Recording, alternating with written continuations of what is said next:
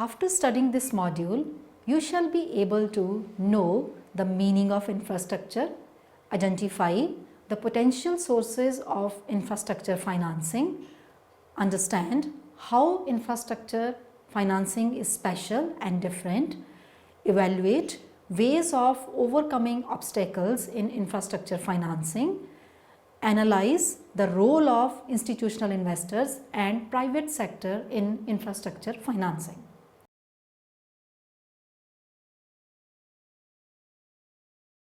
Infrastructure is very important for every economy of the world, whether it is a developing or the developed.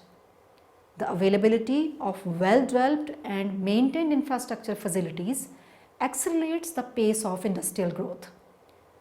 The developed countries in the world already have well-developed infrastructure, still its operation and maintenance are required. These developed nations should also undertake research and development such infrastructure which is ecologically viable and environmentally friendly. Infrastructure means the basic facilities. It includes the basic systems like smooth transportation, good highways, bridges, sewage systems, water supply, telecommunications, electricity generation and its transmission, and distribution and their maintenance and administration, which help the people and the economy to function properly.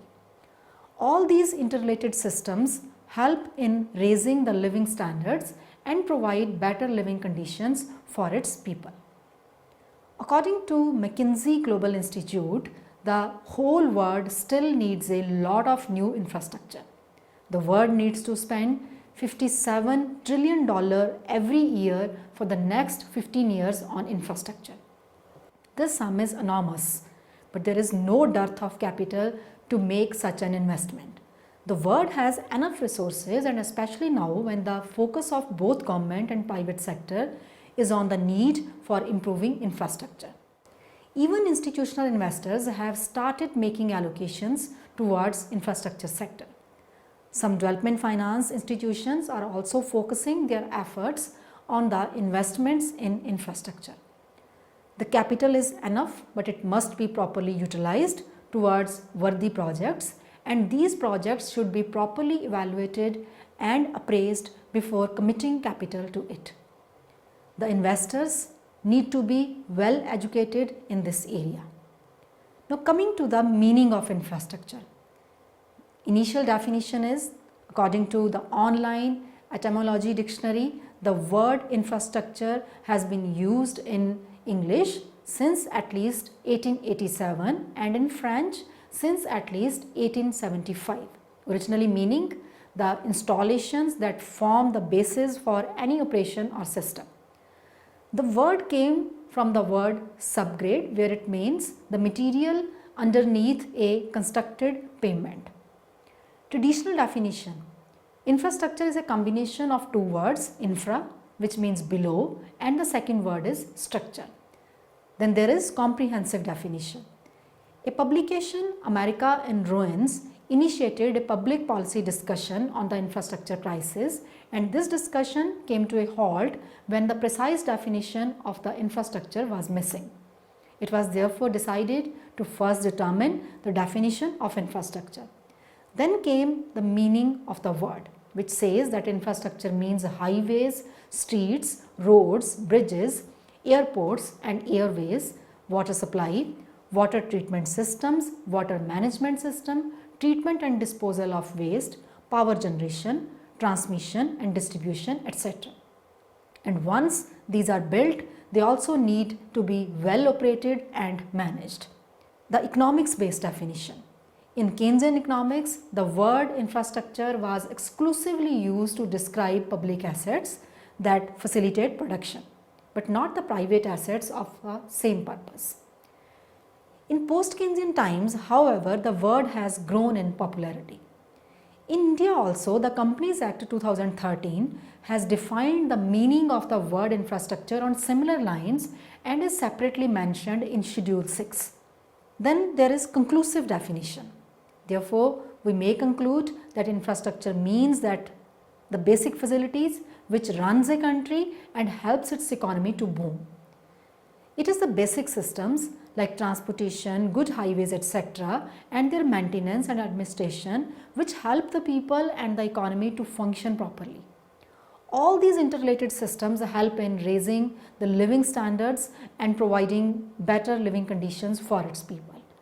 Now coming to the infrastructure finance.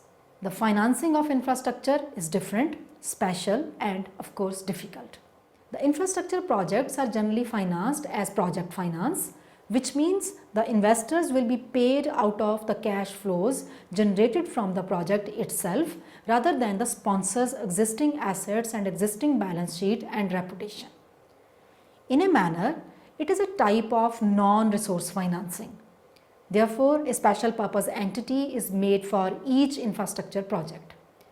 By creating a special purpose entity, the other assets of the project sponsors are shielded and protected just in case this project fails. Now let us discuss about the need for infrastructure finance. Infrastructure projects are highly capital intensive and require large investments. The operational costs are not very high in infrastructure projects, but initial costs are very high. They take very long to complete and the gestation period for such projects is very long. Even in comparison to large manufacturing projects, the amount required in infrastructure financing is far above. As it has already been stated that according to the McKinsey Global Institute, the whole world needs to spend $57 trillion every year for the next 15 years on infrastructure. And this being a huge investment, therefore finance needs to be arranged to be able to make such kind of investment. Coming to the sources for infrastructure finance. At present, the majority, the funding of infrastructure is financed by banks, but banks generally have short-term liabilities and they cannot match the long-term requirements of infrastructure finance. The funding for infrastructure companies has to come from a wide variety of financing sources. The following are some of the options. Number one, issuing bonds for large institutional investors such as pension funds is a good way to tap the resources required for financing the infrastructure. World Bank and foreign sources should be approached. Development banks and export credit agencies will have a crucial role to play in financing for infrastructure investments in both developing and the developed countries. Number two, international capital markets should also be explored to find the resources, and then efforts should be made to make the infrastructure projects efficiently managed and profitable so that more people get interested in putting their money in infrastructure projects and find it lucrative.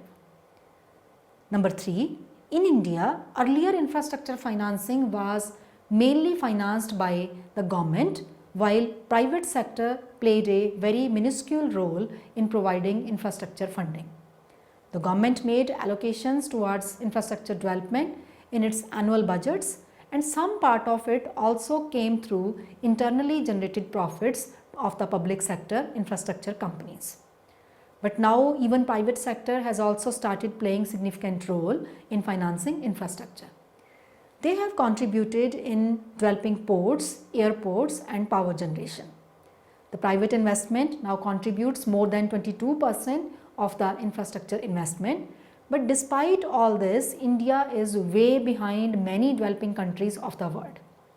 Even the government of India now understands that it cannot alone provide the entire financing for infrastructure and cannot fulfill the entire work itself. It will definitely need the support of private investments. In the process of encouraging investment in the infrastructure segment, the government has established such regulatory framework so that people are induced to make private investment in this sector. For example, the Income Tax 1961 provided extra incentives for investment in the bonds of infrastructure companies under section 80 CCF. Number 4. Majority of the infrastructure projects are also financed by financial institutions. It is even possible that the government may build up infrastructure and is operated by the private sector or the public-private partnerships. There are so many such schemes like BOLT, that is build, operate, lease and transfer, and BOT, that is build, operate, transfer, which facilitates the purpose.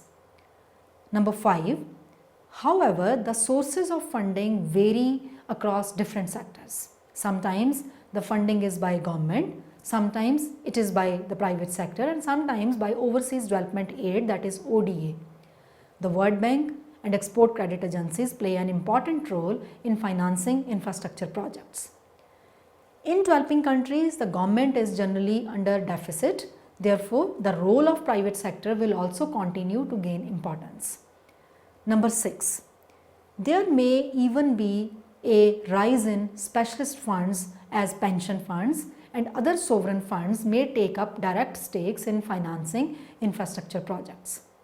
In developed countries, more investment will be needed for maintenance and operation of infrastructure projects, and a few new projects may also be undertaken, but those can be taken up under public-private partnership. The ultimate key to successfully raising the funds for investment in infrastructure will lie in optimum balance between public and private money. Number 7. Infrastructure projects are highly capital intensive and require large investments. The operational costs are not very high in infrastructure projects, but initial costs are very high. They take very long to complete, and the gestation period for such projects is also very long, even in comparison to large manufacturing projects. Most of the infrastructure projects are characterized by non-resource financing. Lenders are paid out of revenues generated by the project. There are different phases in the infrastructure projects, and each phase exhibits a different set of problems, and they must be addressed by governments, banks and capital markets. Therefore, each phase requires a different set of financing and finance mix that covers various risk-return profiles. For example, the initial phase is considered highly risky. The project has to come out from so many uncertainties, complexities and intricacies in the initial phase. Besides, the initial phase is also the planning phase, and some things may not get as per the plan. The funding in this phase comes through debt financing. This is costly method of financing, and it must be long enough to surpass the initial phase, as the project cannot start generating inflows immediately after the planning phase. Refinancing will also not be an option in this stage, and it will also be very costly to refinance. Even the default rate is high in this phase. As the phase gets over, there is more stability and the equity ownership is likely. There is scope for public-private partnership. Refinancing becomes a possibility and the debt providers can seek exit route. Although public funding is comparatively cheaper and there would be a difference of at least 200 to 300 basis points, but involving private sector means that infrastructure projects are built and operated in an efficient manner, and the efficiency benefit shall far outweigh the extra cost of financing. Now let us discuss about problems in infrastructure financing. There are many issues in case of infrastructure financing. These can be listed here. Number one major problem is that there aren't enough investable projects. There is a lack of investable projects. They are either not properly designed or contractual arrangements among the various parties is not well defined. In some cases where it is well defined, the arrangements are not appropriate. The risk and return is not shared well amongst the partners. Some partners are taking more incentives than the risk they are taking, and so on. If many large investable projects are well designed and private investment and management is encouraged, there will be more efficiency and better management of infrastructure. Number two, huge investment is required for a long period and the returns may also take a lot of time to come. Therefore, private investment will be attracted only if there is stability in the legal and political system of the nation. Private investment can fill the gap that is required in infrastructure financing, but only if the public sector is able to provide such legal and political framework for the private sector. Number 3. The infrastructure demand is likely to grow faster than the output. A McKinsey study has estimated that the share of total infrastructure financing in GDP will need to increase from around 3.8% to 5.8% in 2020 worldwide. This required increase will be more evident in the emerging markets. An analysis for G20 suggests that developing countries will need to invest an additional $1 trillion a year up to 2020 to keep pace with the demands of urbanization and better global integration and connectivity. Developed countries will need to invest in low carbon emitting projects up to 2050. The funding for all this can also be released if government starts privatization of some projects and invest its own funding in more crucial sectors. For example, if investment is required in military infrastructure, and in this case, public investment is the only option and it may take up a large share of public funding available and much may not remain for other sectors. Number 4. If we look at infrastructure projects, they have features like high risks, less liquidity and very long period before the cash flows start flowing in, even when the risk reduces over the entire life cycle of the project. Yet it is higher in comparison to other investment projects. There is greater difficulty in procuring finance for infrastructure projects because it has to be long term. The funding for these loans is generally for periods exceeding 10 years. Even if infrastructure endures the period of initial risks, despite that, the cumulative total risk as a whole is very high.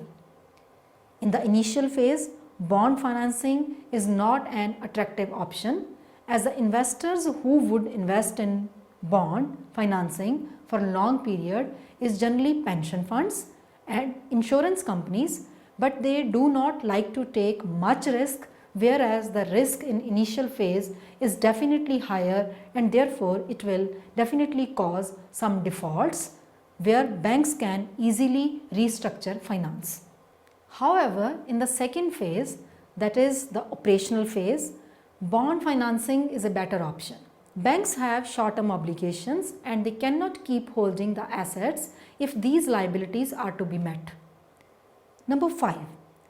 In infrastructure or even other sectors, there is a lack of sharing and dissemination of knowledge or information. People are not ready to share the experiences with others and they ignore the benefits of benchmarking. If one nation can share the experience or mistakes made by it with other nations of the world, the resources can be optimally utilized. Everyone learns from his or her own experiences and pays the price for the same mistakes. If the information regarding do's and don'ts is shared, everyone will benefit. Now coming to the means to overcome infrastructure financing problem. Number 1, global approach to infrastructure financing problems. Ways of improving the infrastructure financing is to encourage people to make suggestions and to submit proposals to the government. Brazil and Colombia, the two busiest and promising infrastructure markets in South America, accept such proposals. The Port Authority of New York and New Jersey has invited private investors to share their perspectives on developing the region's infrastructure.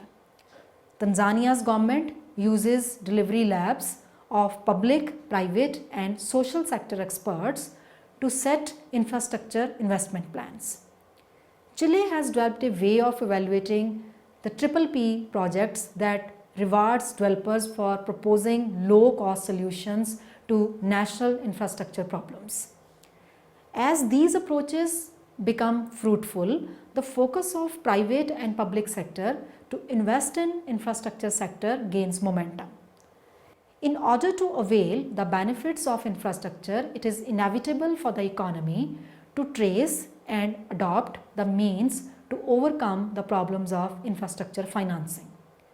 The following methods are available. Number 1, alternative sources of financing. Infrastructure financing is mainly dominated by the equity financing and bank finance, but if financing for infrastructure is to be dealt, other varied options should also be worked up. There is a requirement to broaden the spectrum of potential sources of infrastructure financing. Number 2 is debt securitization. Debt securitization should be looked as an option to realize the blocked investment of the bank. Other capital market instruments which are more transparent should also be issued.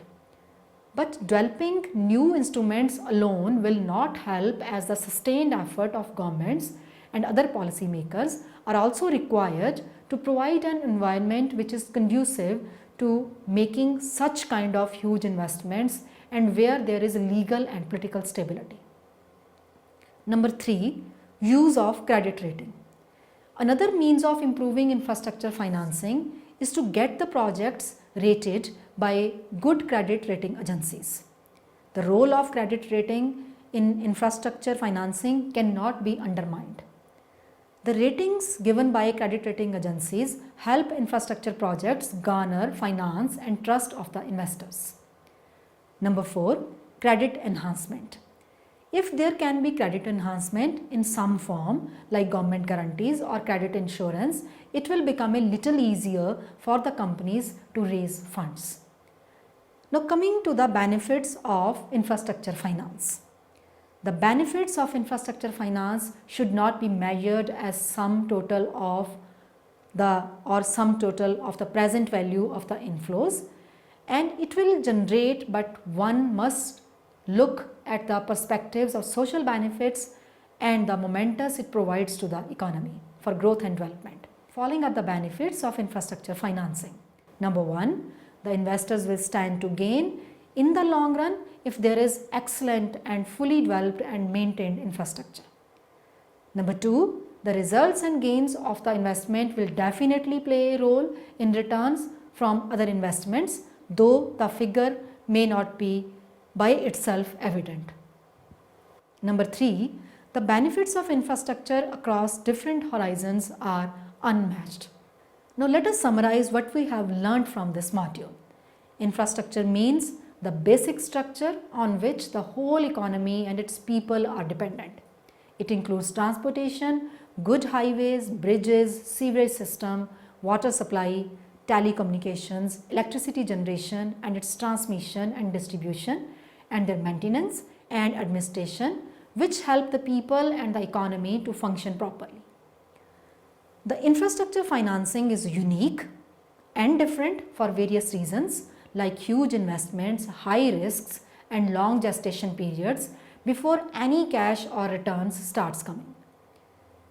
Major sourcing of finance has always been the government, but it is now well understood that private sector will have to play a role in infrastructure financing, as well as the international agencies and the World Bank will have to come forward to support the developing nations of the world.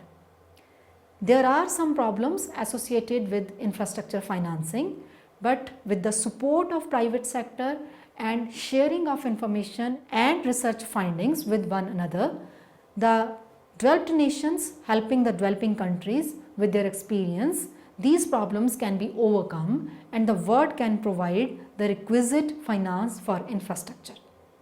The benefits of infrastructure are not just the revenues generated from infrastructure projects, but also the atmosphere and support system provided to the other industries and the economy as a whole.